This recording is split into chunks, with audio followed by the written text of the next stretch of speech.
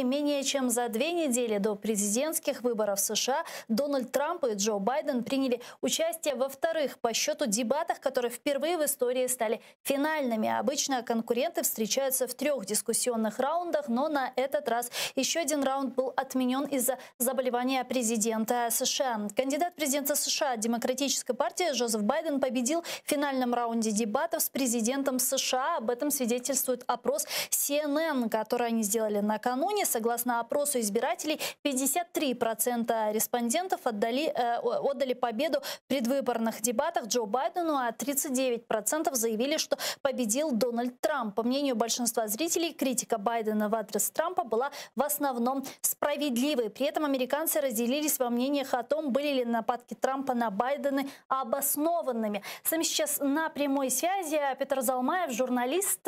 Он нас слышит. Селям алейкум, здравствуйте. Салам алейкум, добрый день, друзья. Добрый день, да. Добрый вечер уже, а у вас добрый день. Скажите, вот вы смотрели дебаты кандидатов в президенты. Вот что скажете, понравилось ли вам, что важного для себя вы почерпнули? Ну, во-первых, да, нужно сказать, что благодаря мудрому решению организаторов выключать микрофон с тем, чтобы не перебивали по окончанию своего сегмента кандидаты, дебаты получились намного более содержательными. Не забывайте, что при первых дебатах, которые назвали самыми грязными в истории Америки, Дональд Трамп победил своего оппонента Джо Байдена 180 раз. Поэтому понятно, что вот прикусив языки свои, эмоции, дебатеры реально смогли поговорить о тех темах, которые волнуют американцев. В первую очередь, конечно, был COVID-19. Также говорили о иммиграции, нелегальных иммигрантах. Говорили об экономике, как ее поднимать в условиях пандемии, о сложных межрасовых отношениях Америки. И самое интересное, что прозвучала Украина. И, наверное, в первый раз прозвучала Украина из уст Дональда Трампа не исключительно в негативном ключе. В частности, Дональд Трамп заявил о том, что именно благодаря Обаме Россия почувствовала себя безнаказанной и тем самым аннексировала территорию Украины. Это было очень серьезное обвинение в адрес Джо Байдена. Он его парировал достаточно, мне кажется, правильно, намекнул на том, что, ну, камон, ребята, он, по признанию всех, наверное, его коллег, все делал согласно букве закона, и все на самом деле было правильно и хорошо. И указал Дональду Трампу на то, что по непонятным причинам он до сих пор отказывается по имени осудить своего коллегу Владимира Путина, в том числе и по вопросу аннексии украинских территорий.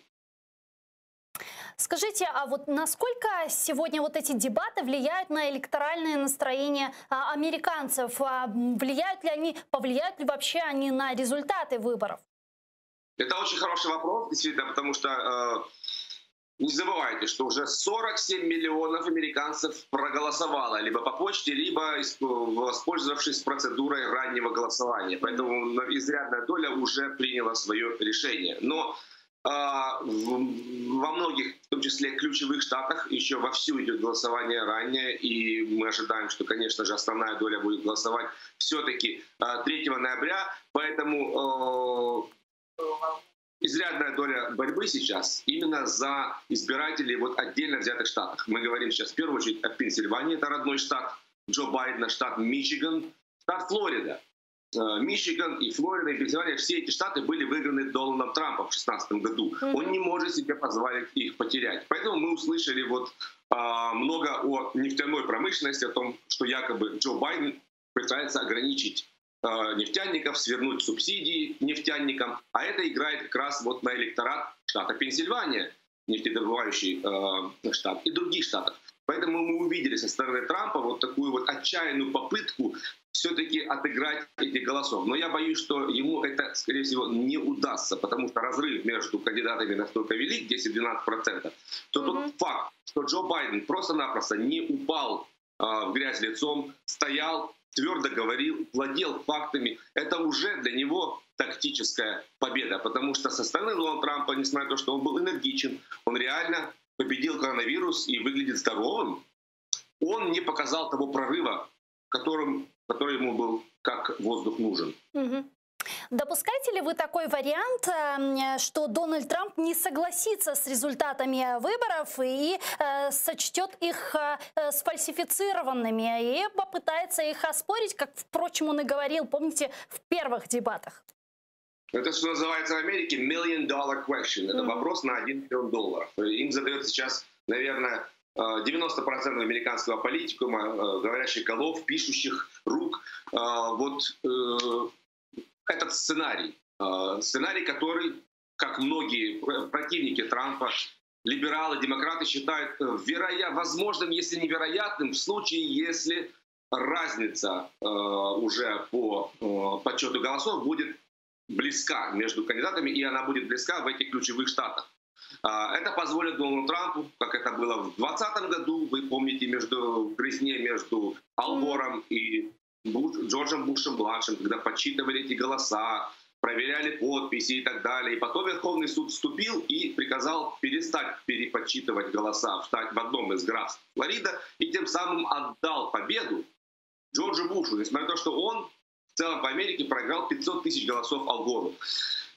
Демократы боятся, что Дональд Трамп и в этом случае будет пытаться подвести к такому сценарию, чтобы результаты были подвергнуты сомнениям в судах на уровне штата, на федеральном уровне и вплоть до Верховного суда, где у республиканцев большинство союзников, 6 из 9 членов Верховного суда, это консерваторы. И Дональд Трамп спит и видит, что в таком случае консервативное большинство также отдаст победу ему. Поэтому этот сценарий не из разряда невероятных.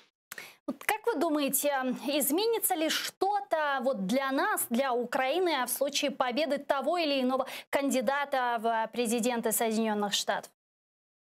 Сложный вопрос. Я думаю, что при Джо Байдене мы увидим продолжение той политики, которую мы видели со стороны Обамы. Я думаю, что мы будем говорить о укреплении Североатлантического альянса, США, членов НАТО. Возможно, у Украины улучшатся перспективы все-таки присоединиться к НАТО или, по крайней мере, приблизиться к этой цели на пару шагов.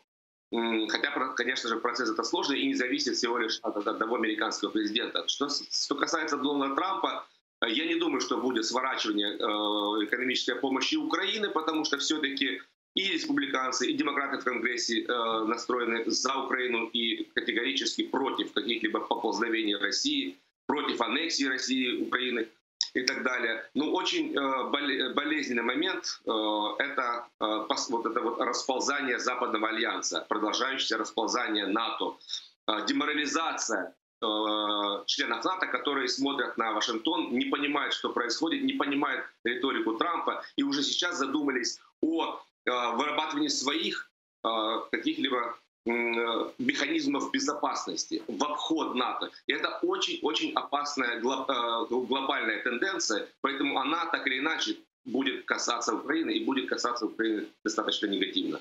Какой ваш прогноз? Мой прогноз, что все-таки Джо Байден, но я как вторя вашему вопросу, я бы сказал так, что Джо Байден, скорее всего, выиграет выборы, но не факт, что при этом, не 100% факт, что при этом станет президентом. Вот в этом, наверное, жестокая ирония нашей американской жизни сейчас. Спасибо большое. Чох сагыл у нас. Петр Залмаев, журналист, был с нами на прямой связи. Да, спасибо, дуже дякую. Но мы тоже, кстати, выбрали основные тезисы и месседжи, которые озвучивали кандидаты в президенты Соединенных Штатов.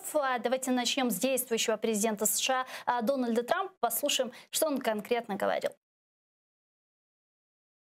Нікого не було жорсткішого, ніж я стосовно Росії. Починаючи з санкцій. Коли він продавав, постачав до України подушки та ковдри, я продавав Україні протитанкову зброю. Тому немає нікого жорсткішого стосовно Росії, ніж Дональд Трамп. Я ніколи не отримував жодні гроші від Росії. Я не отримую кошти з Росії. Він отримав $3,5 мільйони від Росії, і, зокрема, від дружини колишнього мера Москви. І це пройшло через Путіна, оскільки він був дуже дружнім з колишнім колишнім мером Москви. США наклали мито на товари з Китаю, отримавши до 28 мільярдів доларів виручки. Особисті відносини з президентом Росії Володимиром Путіним і лідером КНДР Кім Чен Іном прекрасні, завдяки чому вдалося уникнути ядерної війни і конфлікту на Корейському півострові. Ніхто не зробив для темношкірого населення США більше, ніж я. Можливо, тільки Авраам Лінкольн. Університети, в яких навчаються переважно афроамериканці, отримали фінансування. Я расист найменшою мірою з присутніх тут. Ну а вот что говорил кандидату Демократической партии Джо Байден. Я чітко дав зрозуміти, що будь-яка країна, неважливо яка саме, якщо вона втрутиться в американські вибори, заплатить ціну. Вони заплатять ціну, якщо мене оберуть. Вони втручаються в американський суверенітет, і наскільки мені відомо, я не думаю, що президент Дональд Трамп щось сказав про це Путіну. Я не думаю, що він багато говорить з ним. Я не думаю, що він сказав і слово. Я не знаю, чому він не сказав і слова Путіну про це. Його друг Руді Джуліані – це ж немов російський заручник. Йому надавали інформацію, яка не є правдою. Він легітимізував КНДР. Він називає своїм добрим товаришем вбивцю головоріза. У підсумку вони отримали ракети, здатні досягнути території США простіше, ніж будь-коли. Перед Другою світовою війною з Гітлером теж були хороші відносини. Необхідно забезпечити контроль над КНДР, щоб Пхеньян не зміг нашкодити США. А зустріч з Кім Чен Іном можлива тільки за умови скорочення Північною Кореєю свого ракетного арсеналу. Расизм в США існує на інституційному рівні. Необхідно провести тюремну реформу і лібералізувати покарання, пов'язані з обігом наркотиків. Людей, затриманих з кокаїном, треба лікувати, а не відправляти в тюрми.